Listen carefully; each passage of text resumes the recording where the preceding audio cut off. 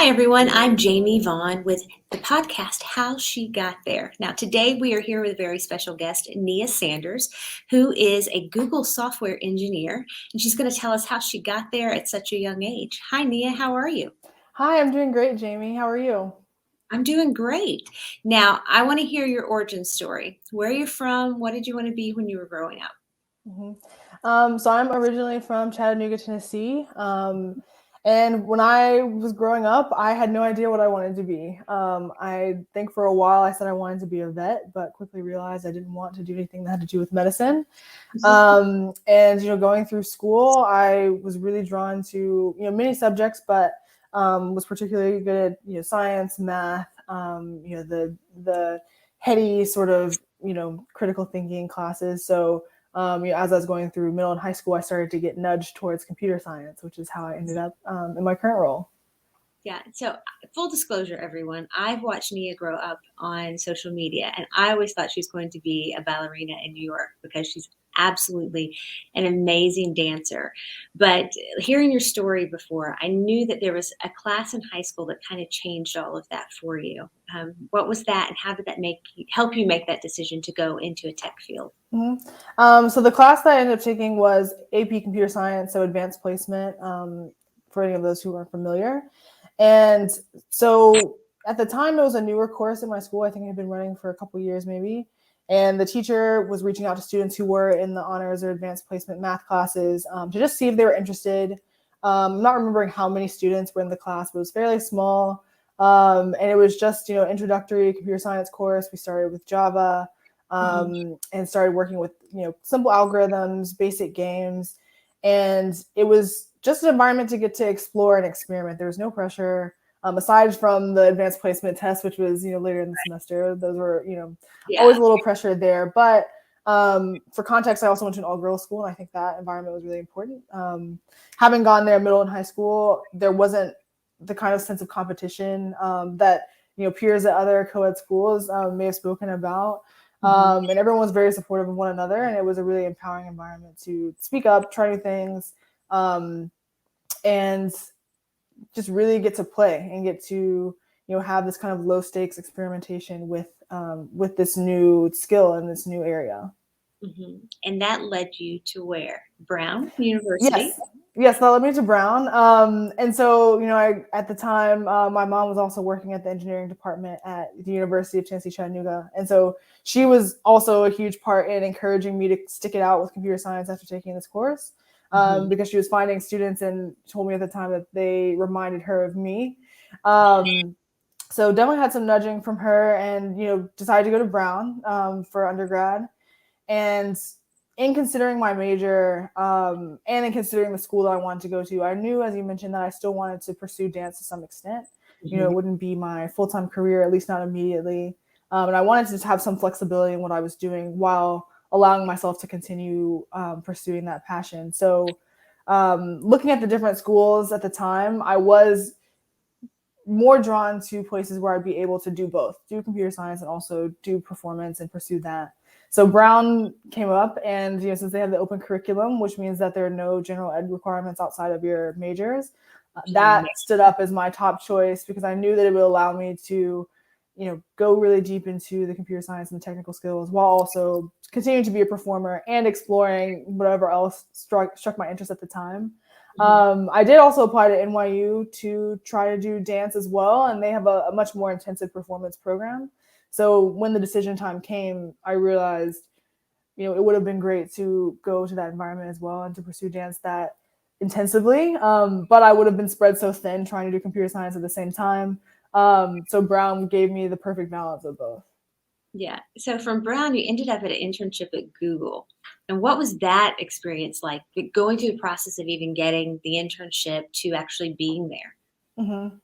So going through the interview process, so I started out with what they call the STEP internship program, which is geared towards rising sophomores and rising juniors. So it's a little bit less intensive than interviews for a more traditional SWE internship, sophomore engineering internship, or a full-time role. So the interview consisted of 2 back-to-back phone interviews, both technical. So knew I'd have to solve 2 coding problems with 2 different engineers who were full-time engineers of the company.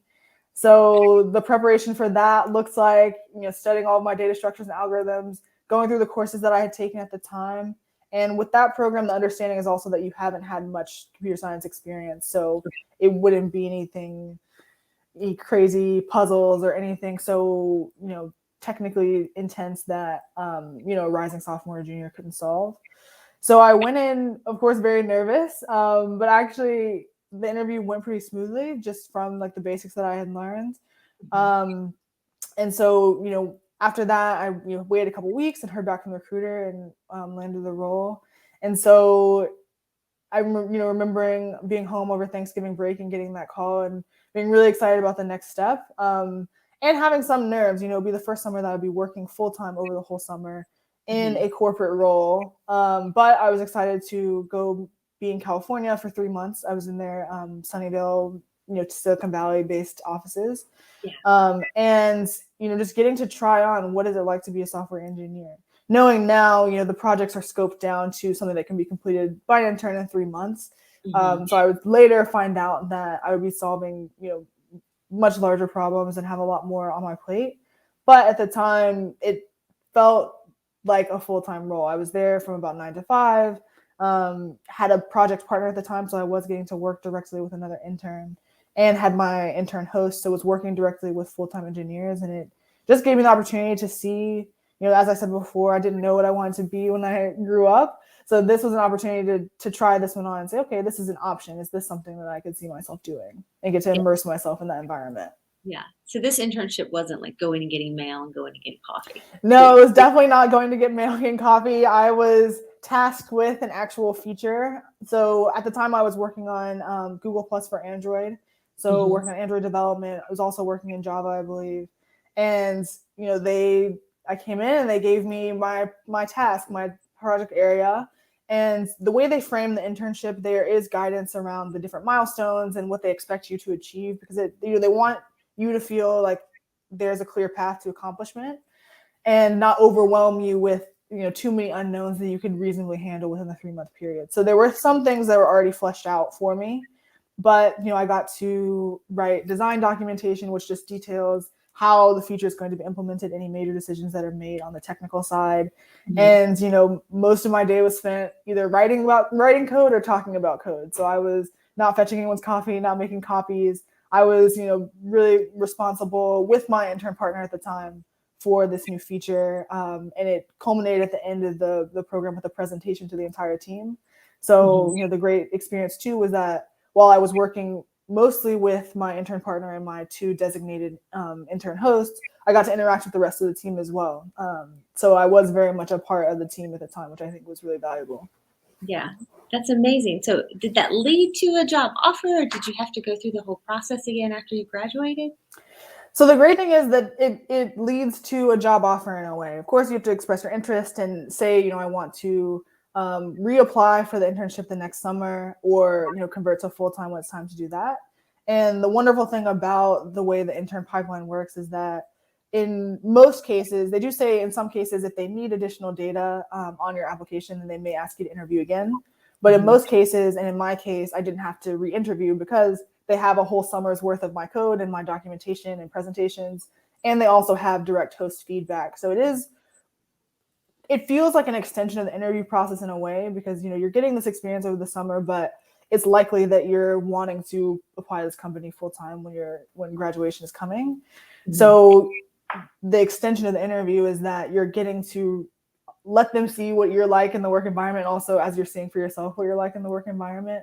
So they have so much more data about who you are as an engineer, what you could learn, and how you can grow, because that's also something that they look for interns. When you're in that position, you're still in college, you're still a student. They're seeing what you can do, but they're also seeing how willing you are to be curious and be open to learn. And they can't really get that much information about that just from, a couple of phone calls and a couple of, in-person interviews. Yeah. What do you feel was the most valuable lesson you took away from that summer? That's a really good question. I think just to ask questions, ask any and all questions. And I'm still working on that lesson as a full-time engineer. But I'm remembering that summer I got a sticker. They give you all kinds of swag, they call it, just, all kinds of things with Google printed all over it. but I got this sticker that said ask questions, build answers. Hmm. And, at that time, and even, now, it's like the senior engineers, the most brilliant engineers are the ones who have learned what to ask and know how to ask their questions to get to the solution. And so at the time, I really think that was an eye-opening lesson, because it was a lot different from the way that projects worked in the college environment, where you could ask direction, or it depended on the class. So at Brown, they had collaboration policies for computer science classes, which kind of just meant that, we couldn't ask other students directly a lot of the times for help on homework, and couldn't really collaborate openly, because they want us to really have integrity with our work and submit our own work. So coming out of that environment to the work environment, where it was wide open collaboration, you could ask literally anyone, from the person sitting next to you to posting on the online help platform, any engineer in the company. Um, it kind of took some training and some opening of my mind to let myself ask all the questions that came up, as opposed to how I would operate in classes, where I would try and refine my question and get to a very specific question, because I'd have limited time to ask it. Right. Um, so that was definitely the most valuable lesson that I learned, that any question is worth asking, and just continuing to ask more questions, so I can learn what are the right questions to ask to push this project forward. Have there been any issues? And I don't want to mean like issues in regards to like being a female there at Google, but has it been a little bit more difficult to have your voice heard, or are they really open to listening to everyone on the team? Mhm. I would say the difficulty is more internal, at least in the experience that I've had, like internal in that, being often the only female in the room, being one of the more junior people in the room, that can get in my own head and can kind of, I may end up blocking myself from speaking up. Where generally the teams I've been on, they've been pretty open. They're open to people's contributions and everything. Um, but in practice, it can be hard to speak up in those rooms when I feel like I'm one of the only, whether it be the only woman, the only Black person, the most junior, etc. Hmm. Um, but I think some things that have helped with that have been really amazing mentors, especially female mentors who have been able to coach me through those moments where I felt like I couldn't speak up, either if it was just coming from within myself, or if there were cases where there were some more dominating voices in the room, because that does happen, Hmm. where people, especially the more experience they have, I think that they you know have built a lot of confidence in their opinions and have built a lot of confidence in what they have to say. Hmm. So that takes some learning on how to make sure that I'm still finding confidence in my own voice, even though I don't have all the experience, but I do have an experience that can lead to new insights. So Right. definitely the coaching has been crucial in that. And I have loved whenever more women join the team, or as my current team has diversified, that has also helped feel a little bit you know more comfortable as well. Yeah. Now, how do you balance that love of the arts, the performing arts, with this career in tech? So the best answer I can give to that is to get creative. Mhm. Of course, with the arts, like, it's all about creativity, and I have just slowly workshopped what I want my life in general, as a working in tech as an artist, to look like. And so recently, what that looks like is I've actually started to work part time at Google. So I work 4 days a week instead of 5, and that Okay. was a way to curate my work experience to create more room for my artistic life as well. And Mhm. I think for me, it just came down to reflecting on what's important to me, like what's important to be spending my time on. And a career in tech is important. Supporting myself through that career is really important. But I also realized that I wasn't willing to sideline my artistic goals as well. So Yeah. um, getting creative in the sense of seeking opportunities that I could. What am I trying to say? I guess seeking opportunities so that I could get my working life to work for me, rather than my life to work Mhm. for my work life. Mhm. And I had no idea that part time was an option when I started working at Google. That was just something that I had to seek and find, and talk to my manager about and play around. Mhm. Um, and even then, some other ways that I've started to get creative about that are creating work life balance even on work days. Sometimes I'll schedule an art class after work, or now that we're working from home, I can have a little painting session in the middle of the day or something like that. So yeah, I think I think there's so many ways to do it. I could continue to go on and on. But I think the main thing is just getting creative about what my life holistically looks like and how I'm spending my time, and making sure that, even in the work that I do, seeking work that is fueling so that I'm not completely drained by the time it is time for me to, spend time on my artistic practices. Right. Yeah, that's good advice. I need to take that myself. So, how's it been working from home in New York City, which I know has always been your dream city to be in? Does it make that easier to get out and do the artistic endeavors that you have? It does and it doesn't, in a way. So, I'm currently living in Brooklyn, and what makes it more challenging is that when we were in the office, I would go take dance class in Manhattan after work. So the difficulty is, now I'm at home, and it adds, 30 or so minutes onto the commute to at least one of the studios that I used to frequent. So there Mhm, is a little bit more scheduling involved, and a little bit more, um, motivation on my end needed to step out of the house if I've been home all day. mhm, But for events that are closer by and studios that are closer, it does make it easier. For example, the ceramic studio that I go to is 15 minutes away from where I live, so it's much easier to get there after work, or sometimes if I want to go in for a quick session in the middle of the day and then come back, that makes that a lot more accessible. yeah. I would love to hear your advice to a young woman who's thinking about going into tech. Hmm.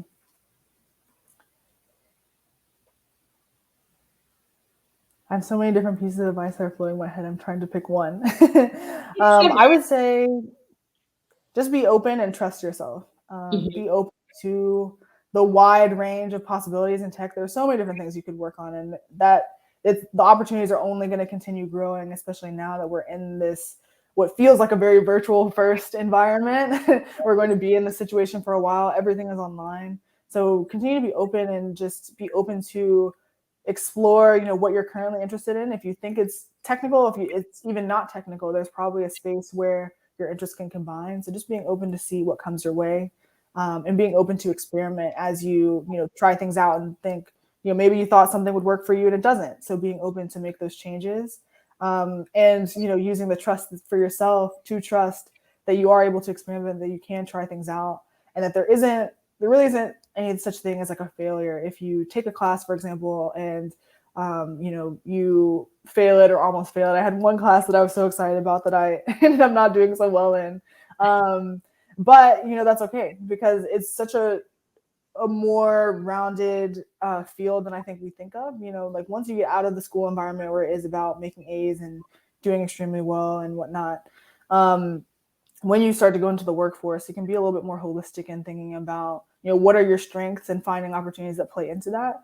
So it's mhm, about trusting where you feel guided by your strengths and by your interest. And then when it's time to make a shift, trusting that you can make that happen. mhm. That's good advice. What inspires you, or who? Hmm.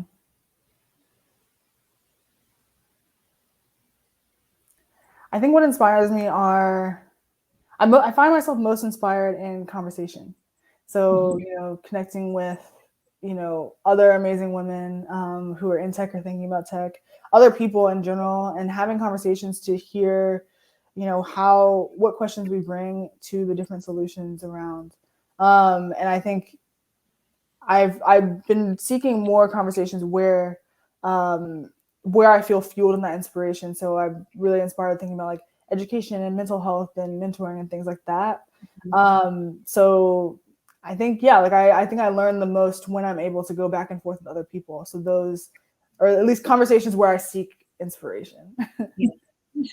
Leah, thank you so much for stopping by and talking to us today. It was great to learn more about you, and it's amazing to see someone as young as you are who's made this amazing leap into the tech world. And I can't wait to see what's next on the horizon for you. Thank you so much, Jamie, and thank you for having me.